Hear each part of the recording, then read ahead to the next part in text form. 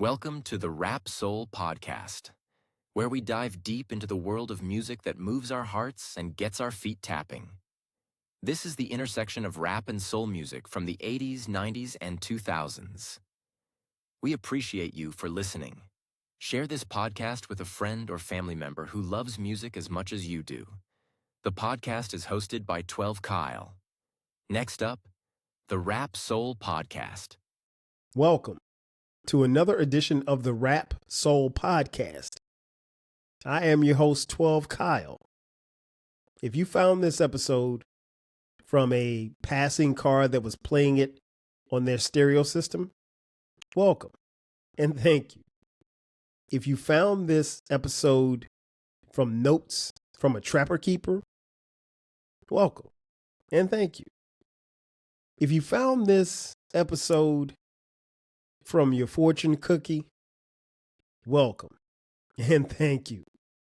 This is the intersection of rap and soul music from the 80s, 90s, and the 2000s. This is the best music podcast that you've never heard until right now. Again, welcome to the Rap Soul Podcast. On this episode, what I want to ask is a simple question. What was the soul music that you grew up on?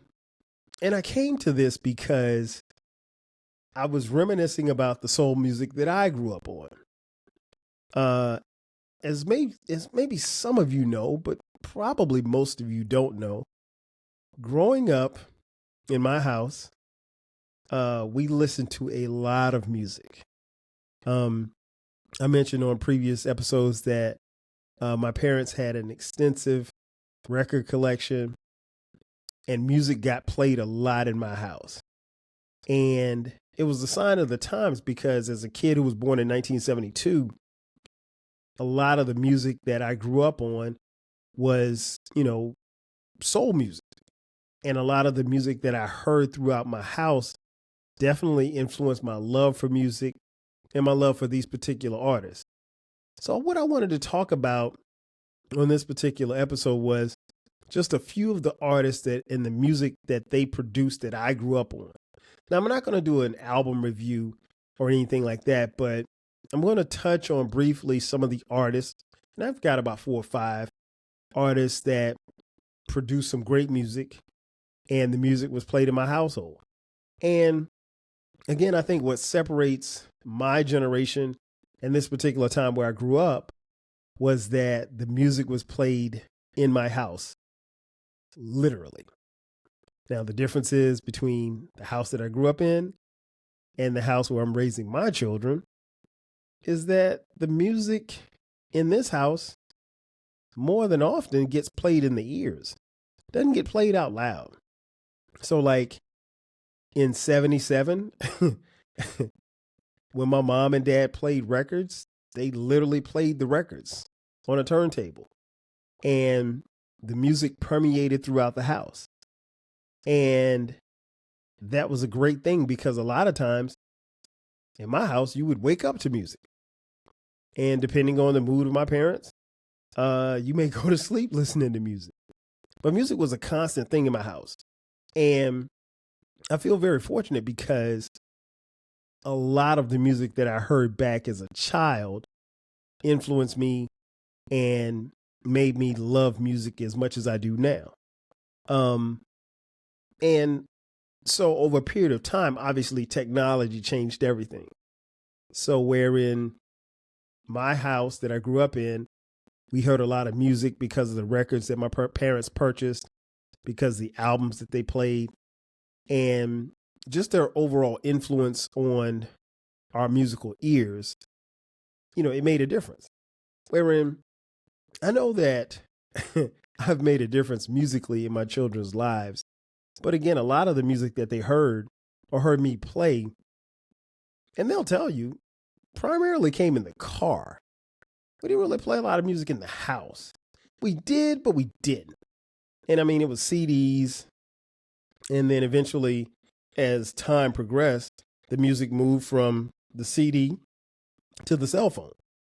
And once it got to the cell phone, I mean, like, it was a wrap. And it became music that got played on the cell phone and then subsequently in the ears. And then as the kids got older, you know, they got music. And when they got music, their music went into their phones. And once it went into their phones, they listened to it in their headphones and then subsequently AirPods now.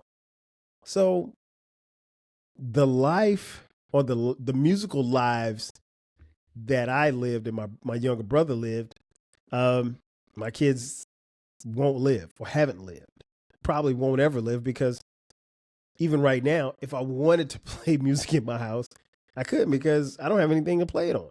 I have CDs and no CD player. I mean, I guess I could play it in, my computer, I guess, maybe an old computer. But nonetheless, I just wanted to kind of reflect and talk about some of the music that I grew up on. And subsequently, I want to know from you. I really want to get your feedback on this particular episode. I want you to tell me, what's the soul music that you grew up on? Because depending on how and where you grew up, there's going to be differences, but I'd like to hear it, because I think that is what makes our musical experience what it is. So I got 5 artists here that produce great soul music that I grew up on. And again, these are in no particular order, but I just want to talk about them briefly. This music was very, very important and very special to me. First up, and again, these are in no particular order. Number 1, Marvin Gaye. Listen, Marvin Gaye, I distinctly remember we had quite a few of his albums. We had the What's Going On album, Midnight Love. What else did we have? We had Hear My Dear and I Want You. Now, the What's Going On album came out in 1971. That album is arguably one of the greatest R&B soul music albums of all time. It is so influential in so many ways. And that's not why I loved it. I loved it because my parents played the hell out of it. I mean, like, Marvin got a lot of play in our crib. And my favorite song on that album was, and still is, Makes Me Want to Holler. Probably my favorite. That may be my favorite Marvin Gaye song, period. But I just remember as a child, and again, this album came out in 71. I was born in 72, but I just remember as a probably 5 or 6 year old playing that album in my house, and actually requesting it from my parents for them to play it. But it got a lot of burn in my house, a lot of burn. But Marvin Gaye was the guy, man. I mean, silky soul singer. That's who he was. And you just didn't understand how smooth and how dope he was at that age, because tragically Marvin Gaye was murdered by his father, actually on April Fool's Day, which is probably one of the reasons why I still don't believe in April Fool's jokes, because I remember people telling me that Marvin Gaye had been killed by his dad. And I was like, that's a terrible April Fool's joke. You're not going to get me. But yeah, I want to say Marvin Gaye, his influence was incredible. And I don't know necessarily, it really probably wasn't until he died that I realized how much loved he was. Because again, I was young. And I think Marvin died in 82, I think. Either 82 or 84. Can't remember. Maybe I'll look it up before we get out of here. But that Midnight Love album that came out in 82, I think Sexual Healing's on that one. Hear My Dear, and I Want You. That album came out in 76. Now, I Want You, the song, that's probably, I take that back. I Want You is probably my favorite Marvin Gaye song. One of the things that I love about I Want You is that Marvin plays this song and the band or whomever's created this album, or excuse me, this song in particular. The song I Want You comes on, and it literally plays for like a minute and 16 seconds before you even hear him start singing. And while I knew that that was something different just by my ear, because normally you're only going to get a few bars in, and then the person's going to start singing. Marvin Gaye literally makes you wait for like 85 bars before he starts singing on "I Want You," and it's such a beautiful song. And yeah, that's probably my favorite Marvin Gaye song of all time. But yeah, it is still dope to this day, and I love that album. That album got a lot of play in my house as well. Number 2, again, these are in no particular order. Stevie Wonder. Stevie Wonder is my favorite artist of all time. He is probably my second biggest musical influence. And I know that may come as a surprise to some of you because you guys know me as being a huge hip hop head. But before there was hip hop, it was Stevie Wonder for me. Stevie Wonder's the greatest, man. I mean, I love Stevie. And what's interesting is I can't even tell you when the last time Stevie Wonder made an album, because it doesn't matter. He's made so many dope albums up until that point to where I think, without looking it up, I think Stevie's last album he made was like in the 90s or something. He's Stevie, man. He don't have to make no music. He can literally, his discography is crazy. What albums did we have? We had Intervisions. And Intervisions, I think, came out in 73. Songs in the Key of Life. That was 76. We had the Stevie Wonder's original music Aquarium, which had a dope, it's like a greatest hits album. But it was like 4 different albums. And the album covers folded in and out like a book. Man, incredible. I love that album. And then Hotter Than July. That came out in 1980. Songs in the Key of Life. Wow. Songs in the Key of Life arguably is you could put that up there right with What's Going On as one of the greatest one of the greatest R&B albums of all time. One of the greatest soul albums of all time. But yeah, Songs in the Key of Life definitely has my favorite Stevie Wonder song, and that's As. And I still don't know why he titled it As, because it could have been Always or something else. But I get it. I mean, it's just Stevie. That album, still cold to this day, still listen to it from front to back, no skips. It's a classic, and I don't use that a lot, but it's a 5-mic album. But ironically, my favorite Stevie Wonder album is 1980's Hotter Than July. This is the album I probably played the most in my house. Because by the time 1980 rolls around, I'm 7, turning 8. And at this time, I can actually play the records myself. Like, it got to a point where Mom and Dad felt comfortable enough to let me, young 12 Kyle, get the records and put them on. And nobody was scratching back then. At least I wasn't. But, you didn't want to scratch or damage the record because, records were expensive back then. At least it appeared. Plus, we didn't have a lot of money. So, but yeah, the Hotter Than July album, to this day, man, I love that album. Like I said, it's probably the album that got played the most. The most interesting thing about, or at least one of the most interesting things about the Hotter Than July album was the Happy Birthday song. Happy Birthday, the song is dedicated to Martin Luther King Jr., who at the time they were trying to get a national holiday in his honor. Supposed to be the third Monday of January. And there were states that were, balking at it. Nobody wanted to acknowledge it. But Stevie Wonder created this song and created this campaign.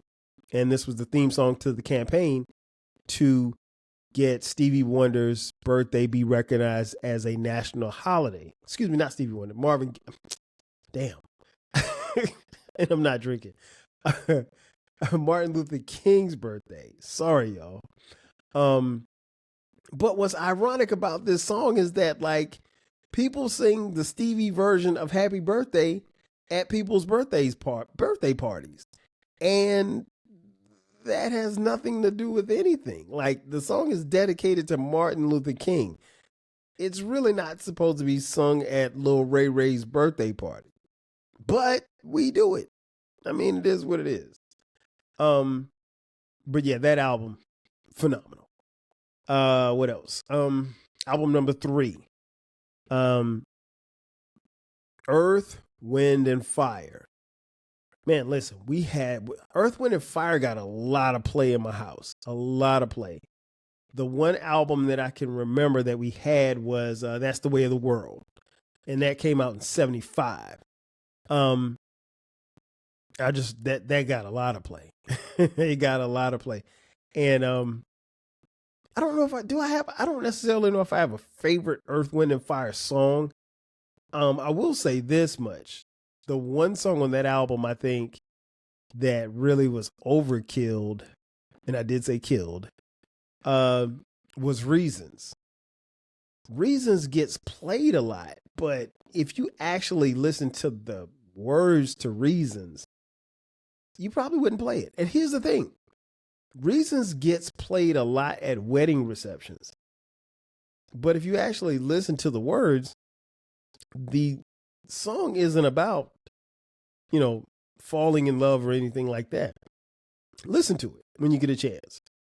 It's a very dope song, but I think over a period of time, people have misinterpreted it and misconstrued it to something that it's not. But I tell you what, we got time. Let's take a quick commercial break.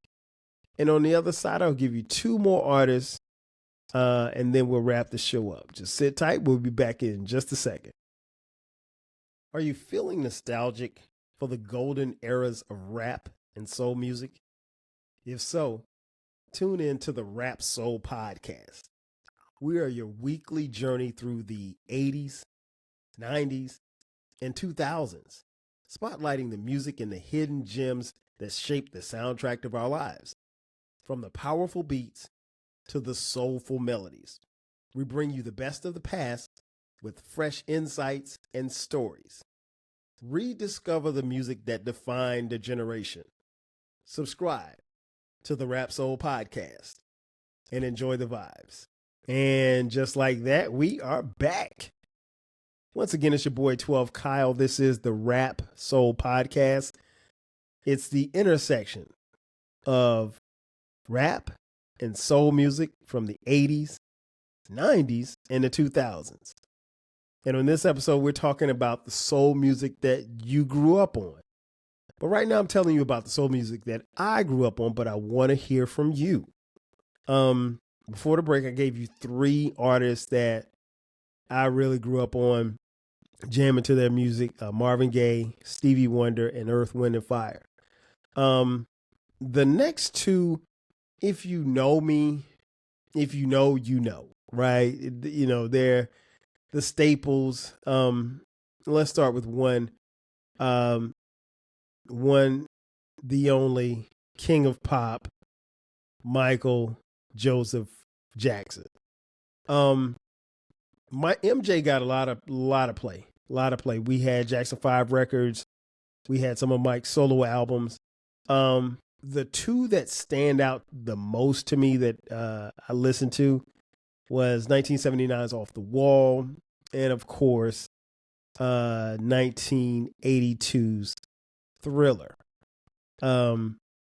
If you've been following my other podcast, the 12 Kyle podcast, you know that I've talked about Thriller as well as Off the Wall. Did a versus between the 2. But we're not talking about that on this episode. Off the Wall. And shout out to the homie Britt from the I Can Talk About This All Day podcast. Britt makes a good point. Like she said that Off the Wall was the last great disco album. And it wasn't until she said it that I really thought about like, yo, you know what? She might be right. Like it's disco all day, but it's so cold. My favorite song on that album is I Can't Help It. Super duper love song. And I didn't even really, being that young, you know, I'm like, what, 7? I don't know about love songs. I just know if songs are dope. And I Can't Help It was a cold ass song. And then obviously Thriller. Listen, there's really not much you can say about Thriller that hasn't been said. What I will tell you is that everybody and their mama had Thriller. Everybody. I don't know one person at this juncture of life that didn't have that album. In fact, I will go out on a limb and say, no, everybody's had this album. Like nobody has not had this album. Even if you don't physically have the album, you got it in your Spotify. You know, so Thriller is just one of those albums. It's one of those joints that we'll always know and always remember how we felt when we heard it. Some of us will remember where we were when we bought it. It just depends. But yeah, Thrillers is still a cold album. It does not compare to some others, but I mean, these are the albums that we purchased and they got a lot of play in my house. Now, obviously, me being a Michael Jackson fan, I listen to more than just these 2 albums, but I'm talking specifically the albums that I grew up on. So all of these albums that I'm talking about and these artists that I'm talking about are taking me back to a childhood. My adolescence and my young adult ages were different. And obviously I listened to different music and still listen to this music as well. But I wanted to just stay like, when I say grow up on that childhood, those childhood memories, that first introduction to you musically. And then the next guy is obviously none other than Prince Rogers Nelson. Well, let's see. We had the Prince album. We had Controversy. And we had, did we have? Yeah, did we have? Yeah, 1999. We had 1999. And obviously we had Purple Rain. Let's see. The Prince album had I Want to Be Your Lover on it. And that's still a jam. And he leads off the song with my favorite saying, I ain't got no money. I say that to my kids all the time. Every time they come, Dad, can I get, I ain't got no money. Yeah, so that's my thing. Controversy, another dope album that came out in 81. And then 1999 came out in 1982. And then the ever-present Purple Rain, 1984. Purple Rain, what was interesting about that album, and I mentioned it on previous podcasts, is worth repeating. That was the first album that I actually got for myself. So, listen, from the time, so for as far back as I can remember, like I said, my mom and dad had records, and they had records, and then, you know, but they would let, as I turned to like maybe 8 or 9, they allowed me to play the records, because all before then they would play the records. I'd just sit there and listen with them. But by the time Purple Rain comes out, and it's 84, so I'm 11, about to turn 12. This is the first album they actually bought for me. And the first I got the 45, right? The 45 had on one side, it had When Doves Cry. And on the B side, the flip side, was a song called 17 Days. That, my friends, is my favorite Prince song of all time. And it ain't, there's no song even close to that. And it's not that it's his best song.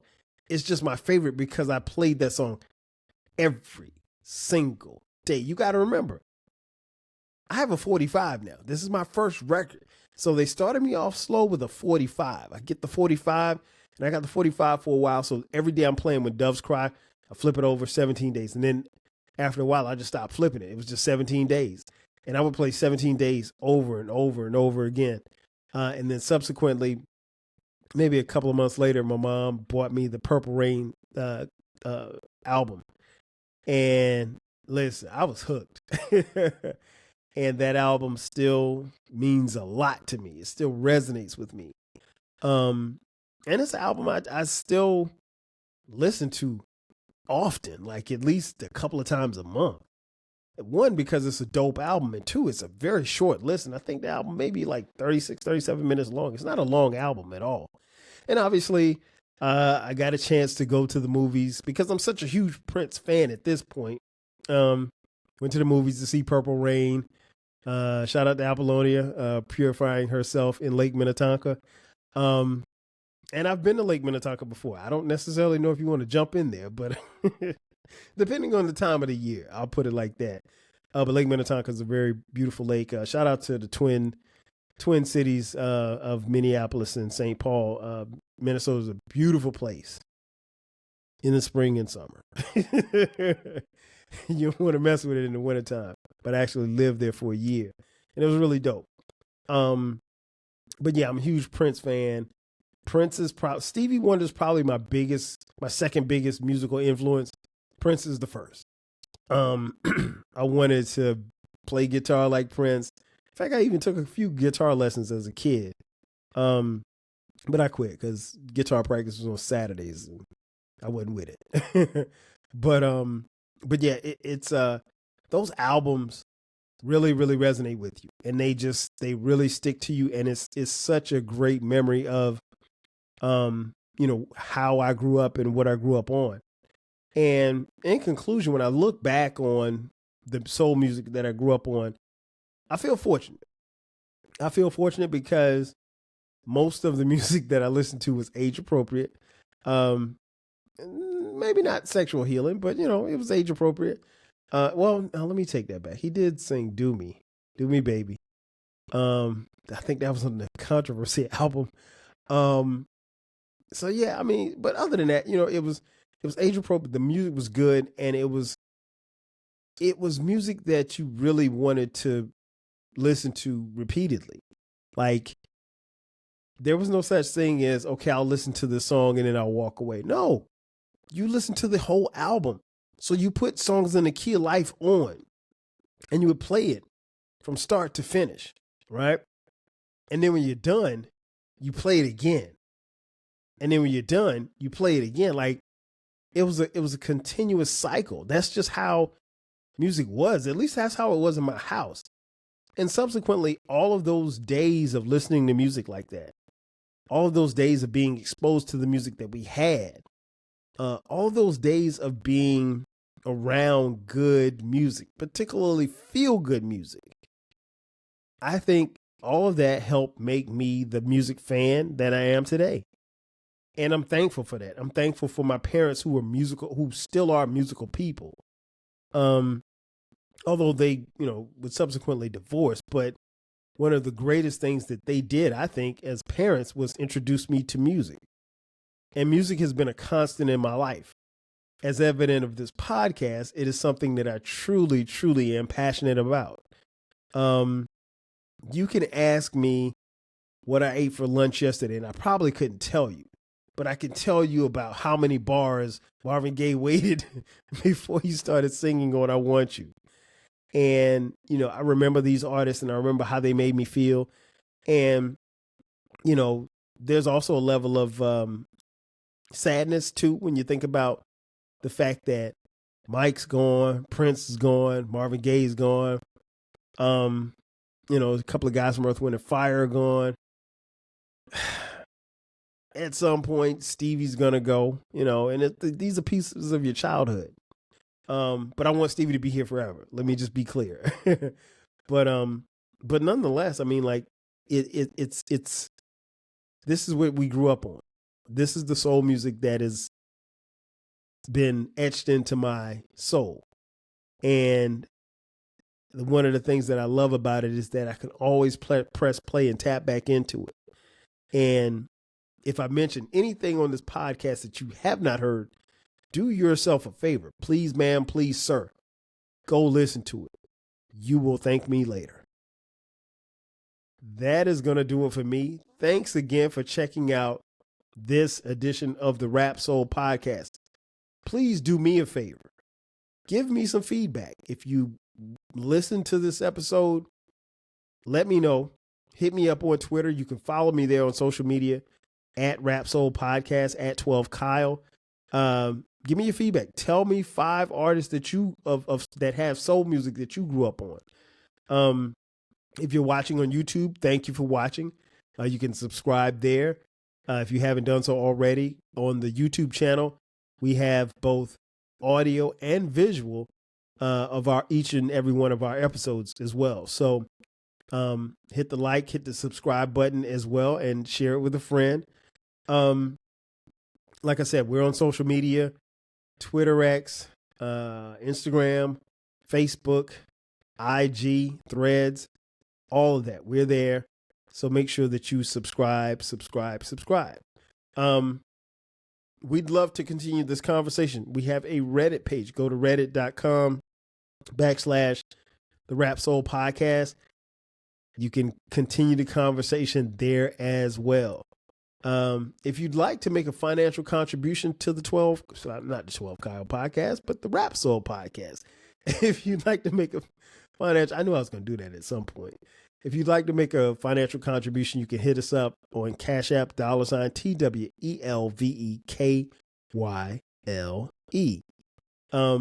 Again, this is the Rap Soul Podcast. This is the intersection of rap and soul music, hip hop and R&B music from the 80s, 90s, and the 2000s. This is the best music podcast that you've heard. That's going to do it for me. I am your boy 12 Kyle. I'll catch you guys next time. 5 G's. Yeah. Thank you for listening. This concludes the episode. Be sure to subscribe to the Rap Soul Podcast. You can find the podcast wherever you get your podcasts. Follow the podcast on social media. And feel free to continue this discussion on our Reddit page. More importantly, share this podcast with a friend or family member who loves music as much as you do. Until next time, 5,000.